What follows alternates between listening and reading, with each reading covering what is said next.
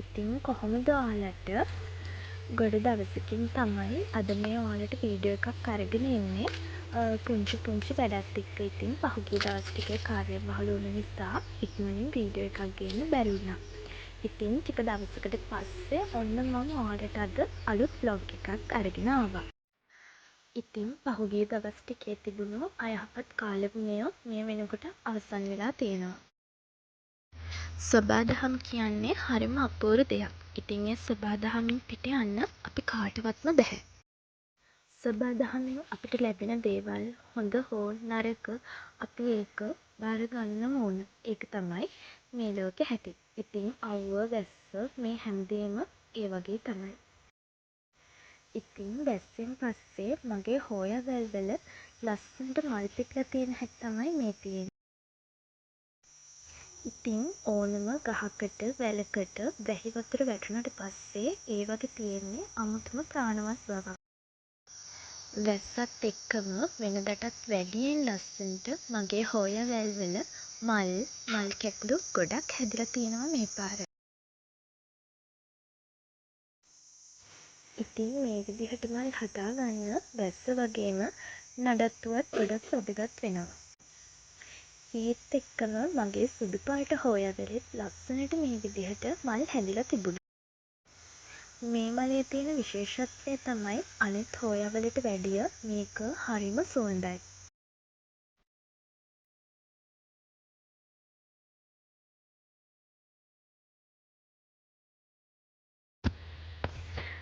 ඉතින් මේ මලත් හරිම ලස්සනයි. මම මේක ගොඩාක් කාලෙක ඉඳන් වගේ ගන්න එකේ මේ මල් වර්ගේ නම් තියෙනවා. මේකට සුවඳක් නම් නෑ. නමුත් මේ මලේ තියෙන ලස්සන නිසාම මම ඒක ගොඩක් ආසාවෙන් බලා ගන්නවා. ඉතින් මල් ළඟ සින්ගෝනියම් වර්ගත් තියෙනවා. ඒ අතර මේක තමා පින්ක් සින්ගෝනියම් එක. මේකෙත් මල් ළඟ පැල කීපයක්ම තියෙනවා.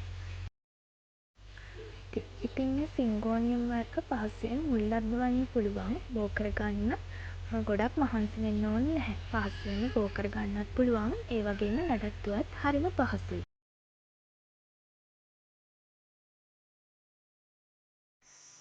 මේ තියෙන්නේ මගේ ළඟ තියෙන තවත් එක සින්ගෝනියම් වර්ගයක්. මව් ශාකයකින් කොටස් වෙන් කරලා මම මේක මේ විදිහට මුල් අද්දවගෙන තමයි මේ තියෙන්නේ. ඉතින් මේ කොටස් මේ විදිහට පුංචි බෝතලයකට දාගත්තම හොඳට සරුවට මුල් අද්දව ගන්න පුළුවන්. ඉතින් මේ විදිහට ඔයාලත් කරලා බලන්නකෝ.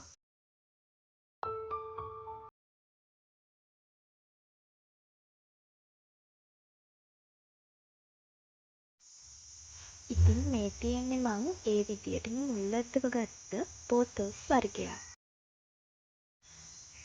මනි ප්ලාන්ට් කියලත් මේකට කියනවා. මේ තියෙන්නේ මම පහුගිය දවසක ගත්ත මල් පැල කීපයක්. ඉතින් මම ඒ ටික ඔයාලත් එක්කම හදාගන්න ඕන කියලා හිතුවා. මම ගන්න ගියපු මල් පැල නම් එදා තිබුණේ නැහැ. ඉතින් ගියපු නිසා මෙන්න මේ පැලවලට හිත ගිහින් මම මේ ටික අරගෙන ආවා.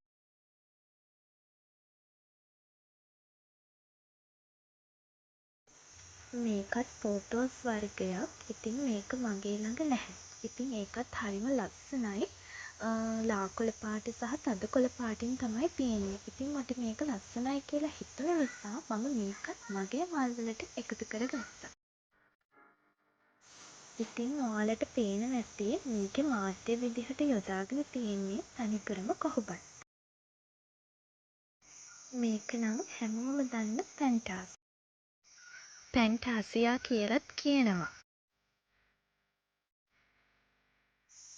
ඉතින් මේකෙත් වර්ණ කීපයක්ම මිලදී ගන්න තමයි මම ගියේ. නමුත් මට ගන්න පුළුවන් වුණේ මෙන්න මේ තද රතු පාට විතරයි. ඉතින් අනිත් හැම වර්ණයකටම වඩා මේ තද රතු පාට ලස්සනයි කියලා මට නම් හිතෙනවා. ඉතින් මට මතකයි මම නම් පුංචි කාලේ අපේ ගම්වල මේ පැන්ටාස් කියන මල් වර්ගය හැම ගෙදරකම වගේ තිබුණා. ඒ දවස්වල මේකට ලොකු වෙළඳපොළ වටිනාකමක් නම් තිබුණේ නැහැ. වර්තමානය වන විට ඒ වගේ මල් වලට වැඩි ඉල්ලුමක් වටිනාකමක් තියෙනවා. ඉතින් මං හිතන්නේ ඒකට හේතුව අවුරුද්ද පුරාම ලස්සනට මල් හැදෙන එකත් නඩත්තුව පහසු එකත් වෙන්න ඕන.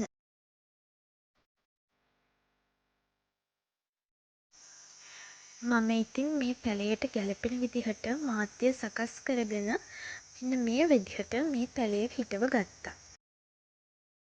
ඉතින් ඕනම මල් පැළයක් හදද්දී ඒ මල් පැළේ ස්වභාවය අනුව ඒකට මාධ්‍ය හදාගන්න විදිහ අපි දැනුවත් වෙලා ඉන්න ඕන.